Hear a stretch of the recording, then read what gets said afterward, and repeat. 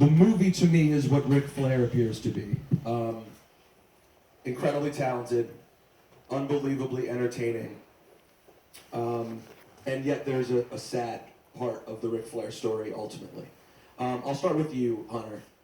Is the Ric Flair story ultimately a story of sadness or a story of joy and entertainment to you? So obviously there's various parts of this. I'm a little bit worried because usually if Foley has a weapon next to me, I end up bent over my head. He has a cane. What is that cane for? Probably whacking me in the head with. I'm not sure. Look, clearly there's a tragic side to Rick, and I say it in the film that I use him as an example a lot of how things can go in a path, and you just have to be careful, right? The decisions you make on a daily basis. But I don't think the story is tragic at the end of the day. Even to me, in his closing line, Rick saying, you know, was I the best dad? Can't say I was that. And the best husband. I have to be satisfied with being the best, most entertaining wrestler of all time. He's okay with that. There's something about Rick as a human being that no matter what he does, we talk about this a lot and laugh about it, is no matter what, you cannot stay mad at him. You just can't. As evidenced by you being here right now, actually. Yeah, you can't stay mad at him, and it's just okay. Whatever he's doing, that's the thing to do. Doesn't matter if it was right, wrong, and different. I told a story one time. I was on a plane with him just a little bit ago, and I think you've ever even heard this. There was turbulence on the plane, really bad turbulence. I was just getting started in the business. I was in WCW still. We were on a small plane. Everybody freaked out on the plane when the turbulence hit. It was bad, and we were coming in for a landing. And I looked over at Rick, and it still seemed as if Rick thought this was the coolest thing ever. He was like, had a drink, and he just, like, no, of course, we're gonna probably crash. It's great, right? This would be fun. Like, it stuck to me afterwards, like, he can make anything seem like it's the thing to do at that time. It is just the place to be, and that, at the end of the day, would he do things differently? I'm sure. Would he change a lot? I don't think so. Well, Mick, you and Rick have an interesting story. For people who may be here who are not fans of the WWE, Mick is the polar opposite in terms of lifestyle of Ric Flair in every way, from the amount of money you love to spend on the road, which was, as it said, not very much, to the way, to your... Mick has never bought anyone a drink, ever, including himself. Exactly, which is part of that as well. And you've always been, you know, the #1 family man. And you and Rick weren't always smooth in terms of how you got along, but ultimately, like everyone else, it seems that you ended up on good terms with Ric Flair. How did that come to be, and tell us about your relationship with Rick? Yeah, it was a little rocky. I'd say a deciding moment was when we were with WWE. I'd come back to help promote Philippines, and then I went back on the tour to do a couple of to be a guest referee, and all this. That's a 13, 17, something ridiculous like that, hour trip. And when the guys saw that Rick and I were sitting together, like Hunter actively said, "Do you want to move?" You know, and John Cena, "Would you like to move?" And no, we're going to be okay. And Rick did something that struck me and changed me. Is that before we took off, and Ashley knows what I'm going to say, is he called all of his children to tell them that he loved them. And here I was supposed to be the great dad, and I don't do that. You know, days go by sometimes without a phone call. And I said, "Do you do that every day?" He said, "Every single day." I said, "How come?" He goes, "Because you never know. You never know." And so, although there's a widely known story about Rick and I not getting along, the better story is the moments that we've shared. You know, that we might not be best friends, but there's a mutual respect, and I'll go so far as to say a love. And even though Ashley and her dad have a book out, and we've got this little Santa Claus memoir out, man, if we could ever put together the Foley Flair text messages, you'd have a really touching, really nice tribute to a somewhat strange friendship. And were you able to get over that tragic time when he dropped a knee on your novel? That was the best sales job. And when he was doing it, I was like, this is going to sell some copies. If you've never seen it, by the way, go on YouTube and watch Ric Flair assaulting Mick Foley's biography. It's amazing. Ashley, you got to see the film a couple of weeks ago, but you were deeply involved in this, and you and Rick, what an amazing story just you two are. You do have a book out right now. But it's an amazing story because he was a bit of an absentee dad, but then you've also become this incredible success that brings him so much joy. Then you guys end up working together, and I saw you once on a promo tour together, working in WWE together, and that look that you just gave me was the look you had on the tour, which was, this is a lot of Ric Flair. But when you see this film now, how do you think it did in telling the story of your dad and your family? I think it did a really good job of telling how Megan and David felt, which is, hard, and it was hard for my dad to watch. I mean, it was not easy, hearing David say, I have kids of my own, and I don't know how he could treat, me that way. And he could never imagine that. So, I mean, I know that was hard on my dad, but the other, the flip side is when I was in high school and he was home, he never, missed a practice, missed a game, brought me lunch every single day. And I mean, that's just who he was. And, but, getting to share, my career with him, obviously, I wouldn't even say has brought us closer because we were always close. Like before wrestling, I went on tour with them when I was in high school. Like, yeah, stuff. Let's not tell those stories. Okay. But I mean, it really, I don't know how many people knew the problems we really had with Reed. And that was really expressed in the film. And then obviously, wrestling was the last thing on my mind up until 2012. Can I just want to make a statement, because sometimes I feel like in this process, when you see this, it's hard, like Mick was saying, called his kids. I was with him in that period of time when they were in high school. And I was with him every single day. He called them nonstop. He connected with them nonstop. It's all he talked about. It was the first thing on his mind, the last thing on his mind. Yes, there were issues. Yes, there were problems. A lot of it had to do with his relationships and everything else, and who he was. But it's funny for me because as I got to know him more and more personally, like his devotion to his kids, right or wrong, because you hear him talk about Reed and the friendship and the way he was with them, but there's not a guy that was more in some ways devoted and loving to his kids. And I was just a passenger driving the car as a witness to all of that all the time, constantly, and then I would see them and see the relationship.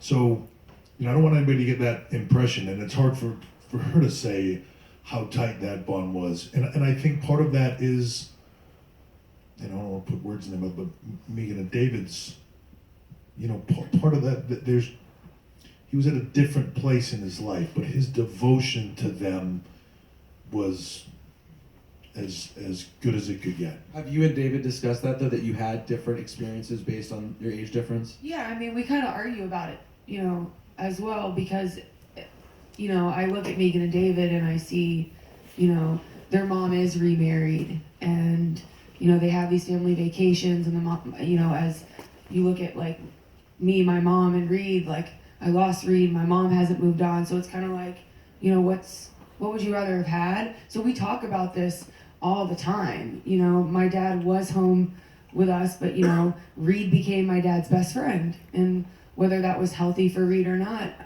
I don't know. One thing that was sort of quick in the film, and I talked to Rory about this, there was a lot in this film. There were a lot of amazing legends who were left on the cutting room floor. I mean, there's just so many people who have a lot to say about Ric Flair. And one thing that I thought was quick in the film, but was really big in Ric's biography, was about him losing his confidence at the end of WCW and coming over to WWE. And Hunter, you were such an integral part of that. And you touched on it a little bit in the film. But what was that period like for Ric Flair? Because it's hard to picture him not confident as a professional wrestler. So the funny thing is, though, if you know Richard Flair, he's the most not confident person in the world. And that's the interesting thing. It's Ric Flair and Richard Flair are two totally different people. One is the most second-guessing, unconfident person in the world, and the other one is the most confident, self-assured, everything is perfect. You know, one's a fantasy, sort of, and the other's a fantasy, sort of. I knew Rick in WCW. I met Ashley when she was, I don't know, 6 or 7 the first time, but I really wasn't close to him. I wasn't close to him until he came to WWE later. By then, yeah, he was a shell. And, you know, I grew up idolizing this guy. And even when I was around him later, you know, in WCW, he was the coolest guy. I idolized him. I saw what he was, all those things. And then I saw him when he first came in. He'd sit by himself. He didn't talk to very many people. His confidence was shot. They'd ask him to do things. He'd be asking guys opinions or advice on things, and I wanted to go punch him myself. Like, why are you asking that guy for advice? And I would talk to him all the time, and slowly over time, we just became really close. And, you know, if I've said it to him, I probably said it a million times, you are the only guy here who doesn't know you're Ric Flair. Be Ric Flair. And I think teaming him up with you guys in Evolution did a lot as well. You know, put him back in a major way. I think that he found his game there. Yeah, when I first went to Vince and that, I'm like, look, he's so far out of the mix, but it's right there, and he's so great. If he and I do something together, and we pull in a couple of young guys that we can just get to that next level, I think he will just it'll be like a new birth for him, and it was, and it was. You know, he just went back to being an H. Well, and the results is that, as they say in WWE, that the rub that he got from the rub that those two young guys who turned out to be Randy Orton and Batista got from being with you, and especially Ric Flair. I mean, it lasted to this day. I mean, not to say their own talent didn't do it, but that evolution moment was really big for these power players in the company. It worked on a lot of levels, but to me, the initial motivating factor of doing it was him. Like, I just looked at it and was like, how can I get, I just wanted to do something with him to get him there, and the initial thought was like, Vince would have never gone for it. I just, can he manage me or something? Can we just put he and I together so I can help him with his confidence and get him back to where it was? It would have never worked. So, you know, it just took a while to think about it, and then he and I started talking about it, and then we pitched it, and I could see he was really interested in it, you know, so it just kind of took off. But the difference between him when we started it and just having no confidence, and even some night there would be nights where we were getting ready to go to the ring, you know, he talks about it in front of 200 people in the middle of nowhere, and I would think, oh my God, he's gonna have a panic attack, we're about to walk through the curtain, and he looks like he's about to lose it. Like he just was so, it's hard to imagine him being that far off, you know, because when you see that, it's hard to imagine him that far, but that's where he was. Mick, you know, in addition to being a great performer, you know a ton about sports entertainment. Where do you put Ric Flair, the wrestler, the entertainer, the everything? Is he in that number one spot easily? Who's he there with? What are your thoughts? He's at the very high end of the very best people. You know, he's on my Mount Rushmore. You know, I don't see how he's not in anyone's, you know, top 3 or 4. He's not. Hunter's number 1. I mean, Oh, he meant Flair is my number 1.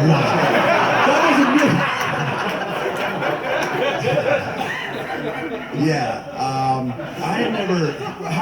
What did I say wrong? Well, you said Hunter's number 1, like I was number 1. I think that's how they. I don't know. It just Hunter's number 1. The match to this day, the greatest match that I've ever seen is Rick and Terry Funk in an I Quit match. Especially difficult in there when you couldn't have blood in WCW. And those guys just, I mean, they tore each other apart. It was, you know, I was in the business a few years, and I don't know where the real ends and the show business begins. And it was tremendous. Going back, I think to '85 was the first time I'd seen Ric live.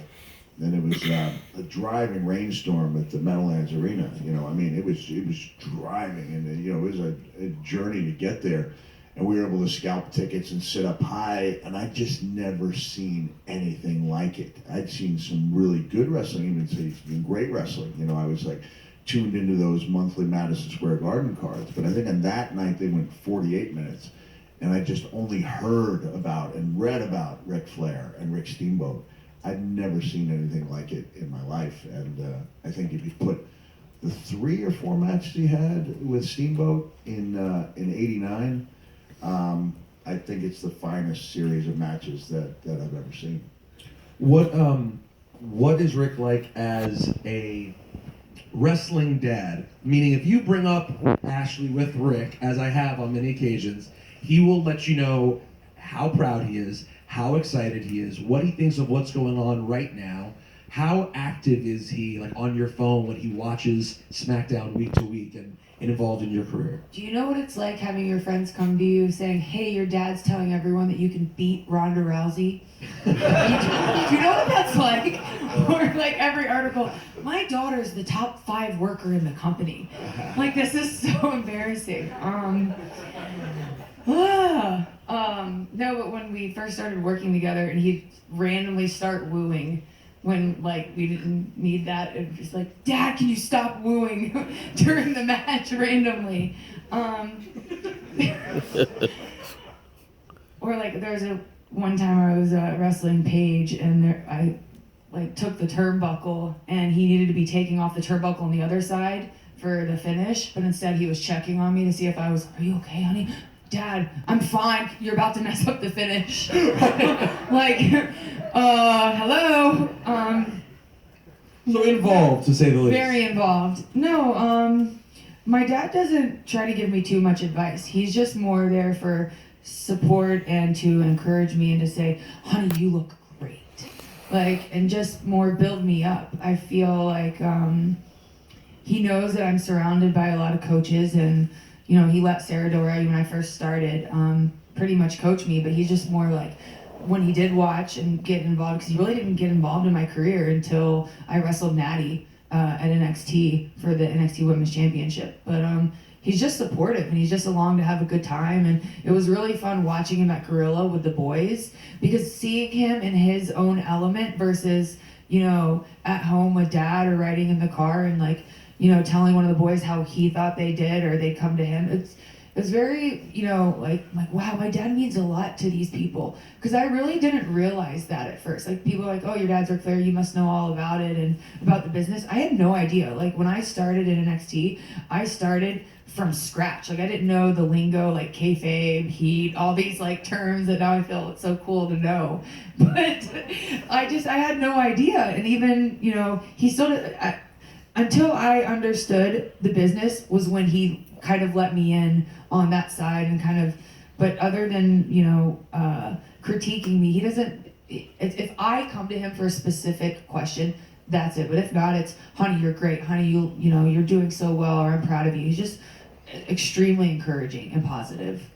What makes him happy besides, to all of you guys who spent time with him, what makes him happy besides his family, seeing you guys, and walking down that aisle? What really gets Ric's juices going? And a packed bar. LeBron James.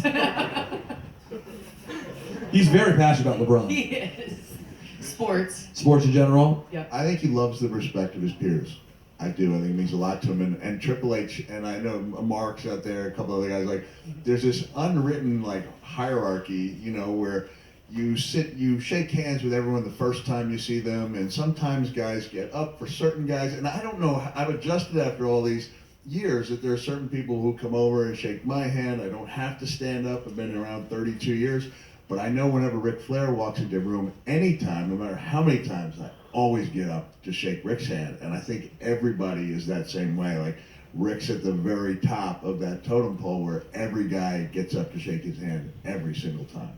And we'll Ashley, go ahead. No, what I did learn from my dad is growing up watching him. He takes pride in getting to know everyone from the business side. From our production is huge, right? So he was friends with everyone from talent relations to merch to props to just everyone in every department, and my dad took pride in getting to know everyone, I think and Ric that means thanked a lot to him. 272 people in his Hall of Fame acceptance speech, right? It was just so important to him to not miss a person. No, just to say thank you to everybody. One of the most horrible moments in my career was standing on stage while he was doing his Hall of Fame speech, and Vince calling me in the back and going, "How close is he to the end?" And I said, "Like, he's at the 70s." And he was like, "Tell him he's got to wrap it up because we're gonna go off the air." And I had to walk over to him like, "Hey, you gotta wrap it up." Did you Yeah. that conversation I thought was really interesting that Rory dove into about, and by the way, this is out, tell your friends, November 7th, this 30 for 30. The conversation comparing Flair and Hogan is one that literally every wrestling fan has been doing since 1987. I remember as a little kid talking about, like, the line for some reason among my friends was, they'll never wrestle, it's just too expensive, it can't happen. And we were all like, I was like, I don't even know what that means. Why is it too expensive? So it's always been a conversation for 30 years. And I thought it was summed up well, the difference between them, between Hogan, who was so great at what he did, being cartoonish, and Flair being gritty. As workers yourselves, all of you guys being sports entertainers, do you feel that the common thought among the boys and girls is that that's the thing that draws everyone to Flair sort of the most? Like, he's a wrestler's wrestler, it seems like, more than anyone to me. Yeah. I Sorry, I mean, that was the most roundabout way of asking it. But was it the grit of Flair that made him that guy for you? To me, it was like picking a side between the two great movies of '76. I think Rocky, you were either a Rocky guy or a Star Wars guy. There was no liking both. So I was a Rocky guy in the same way I was a Flair guy. I loved seeing Hogan, but I aspired to be like Flair, and like everyone else who's ever aspired to be like Rick came up short, but he set that bar really, really high in a way that very few people have ever reached. So I think there's a difference, to me anyways, of the level to which you engage as a fan with some of those things. And I think there's two sides of that business. Even today, there's characters that are very real. You can walk down the street, see that person, not think twice about it, expect them to be pretty much like they are on TV, maybe tone down a little bit. And then there's just the larger than life, the characters, right? The character, you're not gonna walk down the street and see the Undertaker. Maybe some places, but usually look at them the same way, like what? So I think there was this uniqueness to it, but I think for the fans, like for Hogan fans, they were fans. They were WWE fans. They were kids. They were parents. No, I like that. I'm a fan of that. I buy my kid the toys. I do this stuff. I'm a fan. When they come to town, I'll go to the show. Rick was a lifestyle. You know what I mean? Rick was a lifestyle. You just didn't tune in to see Rick. You wanted to be that. That's the way you want it to be, or that's the lifestyle you want it to be. Or if you're a woman, you thought he was the coolest thing in the world, and that's the kind of guy you wanted, maybe. But it was a lifestyle because it was real and it was something you could emulate. I think it's why all these sports stars to this day, they still want to be that. They still want to emulate that. It's real and it's a lifestyle, and I think that's a big difference in the two characters. Hogan was a fantasy. Rick was real. You spend a lot of time with your father-in-law, Vince McMahon. Do you ever does he ever talk about the way things played out between Hogan and Flair? Because it's interesting that Flair wasn't disappointed, but his fans, most were. Most people really thought it needed that moment. Have you ever heard stories beyond what we got in the film about what happened between the two of them? I've heard a lot of different stories about it. To be honest, I've never sat down with him and asked him. It's just never come up. I'm sure as you've heard, I've heard different reasons why or different theories as to why. I've never got a solid answer on that. I know in some way, what Vince sees sometimes of the business is different than, there's a different philosophy of the things, and I don't know. Like for Rick, it wasn't the be-all, end-all to come here and wrestle Hogan. He just wanted to be here, and he wanted to do business, and he wanted to do all those things. So I don't know that he was disappointed. I don't know that Vince would look at that and say disappointed. I know as a fan, for me, in that time frame, I don't remember the year, but I was, thinking about getting in the business, but I was still going around. Boston Garden was where I went. I'd been to Garden maybe a month or two earlier. Hogan was on the card. It was maybe a 30% of a house. A month and a half, 2 months later, Flair had just come in. I went to that show and it was sold out. I mean, to the rafters, packed. And when Flair came out, that place was insane. There was definitely a missed moment there, right?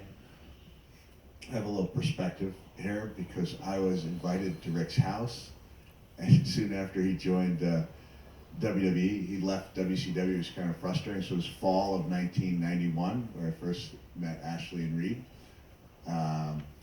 and he'd never been happier. He was particularly happy with the way things were run. So I don't think like he said, he doesn't feel like he was robbed of that moment. I think he was just happy to be someplace where he was appreciated. Plus, I think it wasn't for him. It wasn't about this like mega match in time. He was more concerned about, I don't think I can have a 60-minute classic with Hogan, so I don't know that it was that interesting to me. Give me Savage, I'll tear it up with him.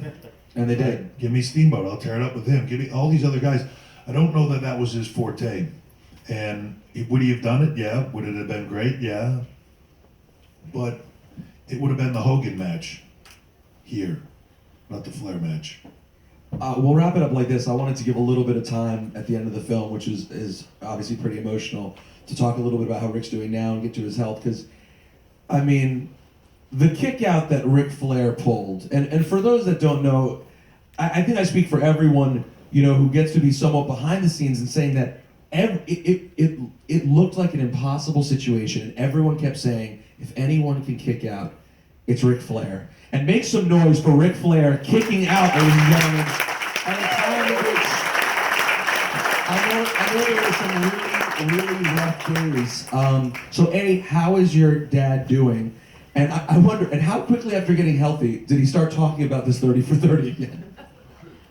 Well, I got to see him 2 weeks ago. We watched Sons of Anarchy all day, and I watched him eat spaghetti and cupcakes, and my dad has never eaten a cupcake, so he's just enjoying the time at home, and he's doing really well, and he's just taking time to enjoy life really and slow down, and I think it was a big wake-up call, and he just seems extremely happy. I know he wishes he was here tonight, but I know he's excited about the screening tomorrow in Atlanta, and all of his buddies are coming, as he likes to say. But yeah, and I know all the support and text messages and social media, people reaching out every way they could, meant a lot to him. Mick, were you to say something?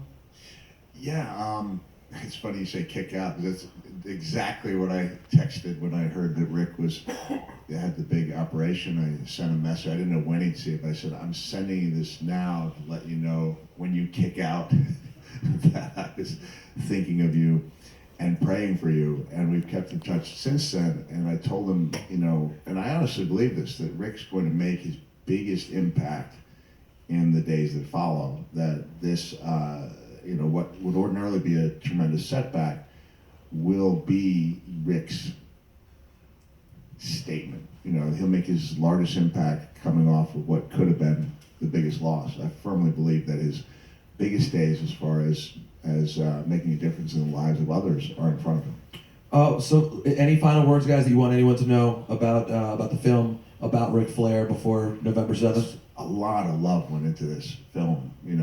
Tell Rory, man, it's obvious. I mean, I'm a 30 for 30 fan. I might maybe biased, but this is something really special, and I appreciate being part of this and having had the opportunity to be interviewed. Thank you very much, Ashley, for the invitation. You know, I'm honored to be just sitting here and to have sat here and been part of this scene. I think for me, when John and Roy came to show it to me, I don't know that I've ever seen somebody more nervous than Roy was showing that to me that day. I had threatened him about it. He tarnished Rick's image a lot, but like still to that point, the amount of passion and from the beginning of this, how close he got to Rick, which I think everybody that has talked to him, you just can't be around Rick and not love him. It's just who he is. I think everybody that was associated with this project learned the same thing. It's just who he is. He's just a lovable person, and I think that comes through in the project, and I think his passion went into it. I think luckily he kicked out, and he's here to see it, and I agree with Mick that I think that when you see this, and you see the choices and everything that he sacrificed, and he paid the price, in his own words, for the career that he had. And now he chooses to live instead of all those things. That's a pretty bold statement, right? That and today, that's what he chooses. I think that's impactful to a lot of people, and I think that he will make a big impact on people's lives beyond, if you can possibly do that, beyond the impact that he's already had. Ashley, any final things about the movie or your dad? Just thank you everyone for coming, and it was just an honor to be a part of the project, and I'm so proud of my dad, and I hope everyone is proud of the film. I think I speak for all WWE fans in saying that it was amazing. I loved it, even for my standards for 30 for 30, and even knowing what Rory had done with the Christian Laettner one, I was still blown away by how great a story it told for such a complex